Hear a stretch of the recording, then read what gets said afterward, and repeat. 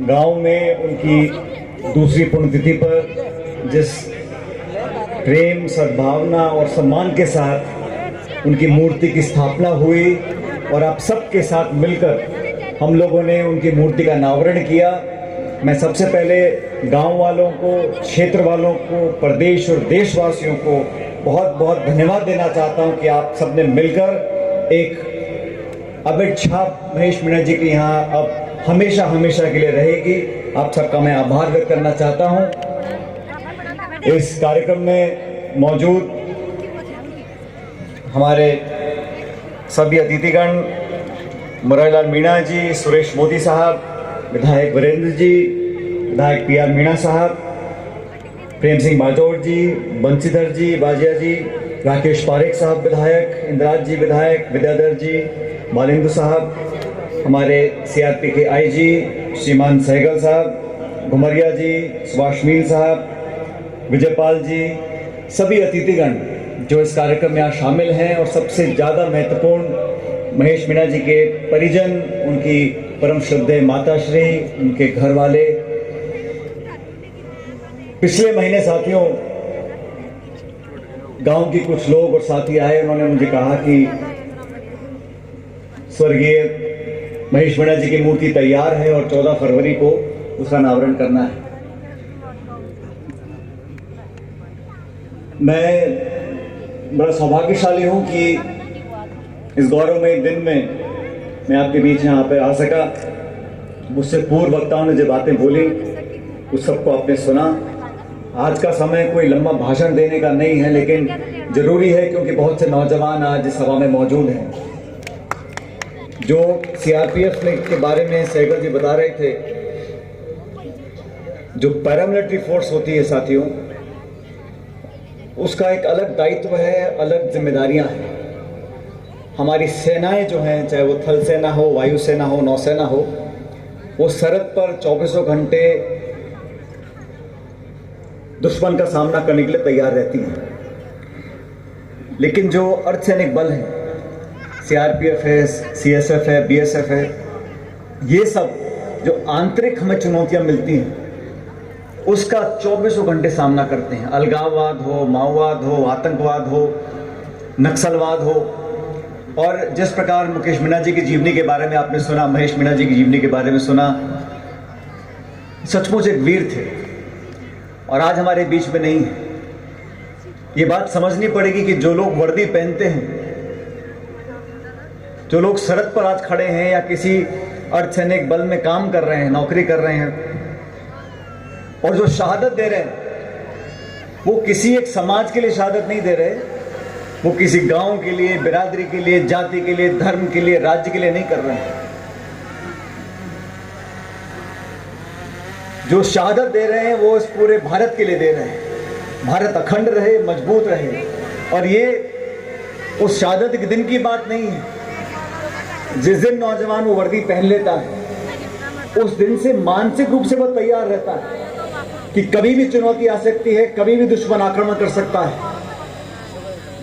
24 घंटे 365 दिन उस संकल्प के साथ जीना, वो फौज की नौकरी है।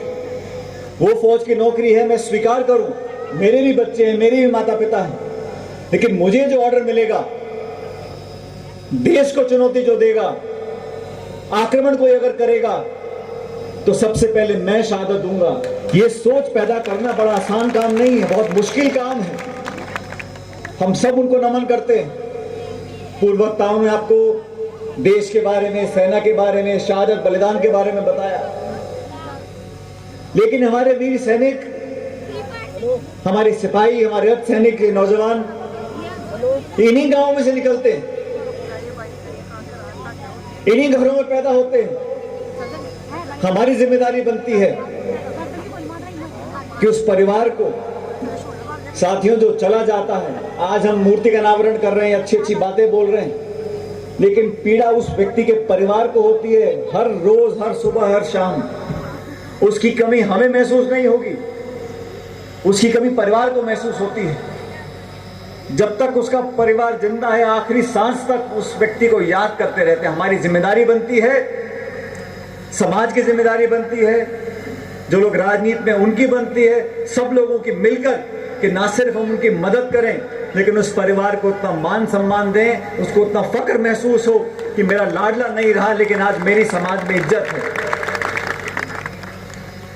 इतना बड़ा ये देश है, कितनी चुनौती हमारे सामने है, और आज हम सब लोग हम चुनाव लड़ते हैं, बातें बोलते हैं, लोकतंत्र में, प्रजातंत्र में हर चीज करने को हम लोग उतारू रहते हैं।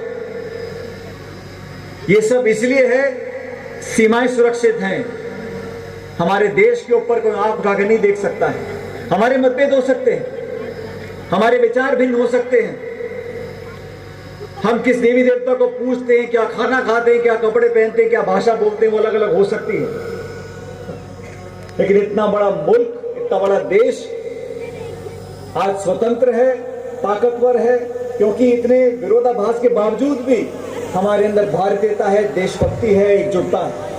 ये सबसे बड़ी हमारी कीमत है। हमारे पास जो हमारी पूंजी है, इसको संभाल के रखना है। बहुत सी ताकतें हैं साथियों जो दरार पैदा करना चाहती हैं, जो भाई को भाई से लड़ाना चाहती हैं,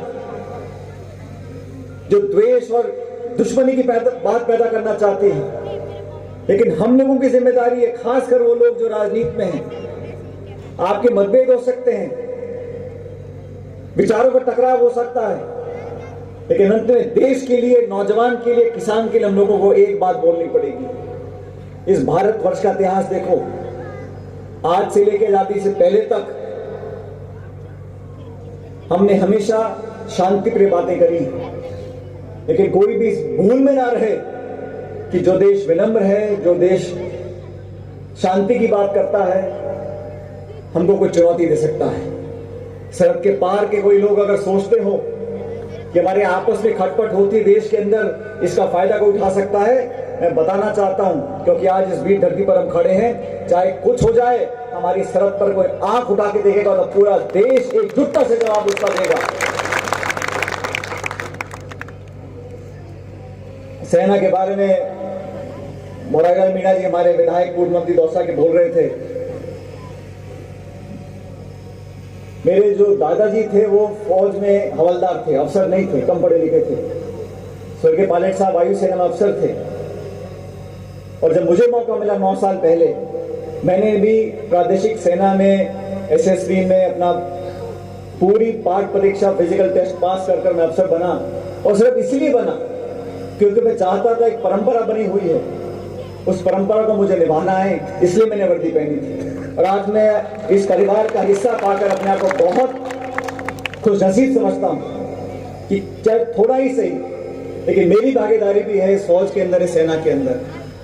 आज ये मंच सिर्फ और सिर्फ महेश मीणा जी को याद करने के लिए हम इकट्ठा होकर आए हैं, और हमारे कोई भी मतभेद होते हो साथियों, लेकिन सैनिकों के लिए, उनके परिवार के लिए, उनकी खुशहाली के लिए हम सब मिलकर काम करेंगे। ये बात आपके इस मंच में कहना चाहता हूं।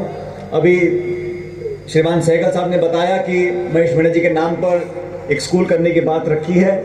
मैं जयपुर जाते ही इस पर कार्रवाई हम लोग करेंगे, और उम्मीद करते हैं कि बहुत जल्द एक अमिट याद यहाँ पर महेश मीणा जी के नाम से हो जाएगी। साथियों, आप सब ने जिस जोश के साथ आज जो जज्बा दिखाया, जो यात्रा निकाली, जो तिरंगे को सलाम किया, वो इस बात को दर्शाता है कि जमीन में खेती कर जो अनाज पैदा करता है उसकी कोई जाति नहीं है, और सरहद पर हमारी रक्षा जो करता है उसकी कोई जाति नहीं है। किसान और जवान इस देश का पेट पालने और इस देश को सुरक्षा करने के लिए 24 घंटे काम करता है। आइए आज अब हम मिलकर स्मरण करें उन लोगों का, उन परिवारों का, उन समाजों का जिन्होंने देश का पेट पाला, देश को सुरक्षित रखा।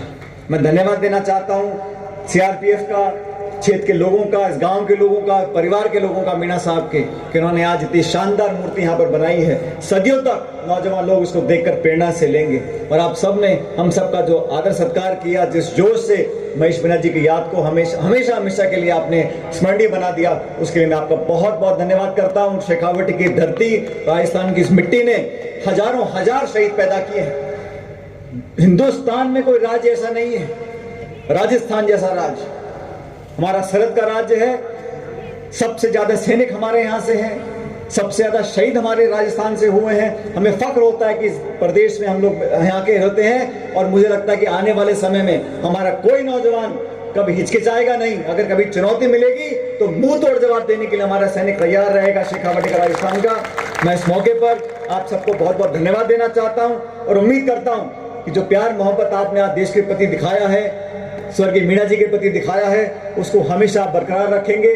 मेरे साथ जोरदार नारा देना, भारत माता की, भारत माता की, भारत माता की।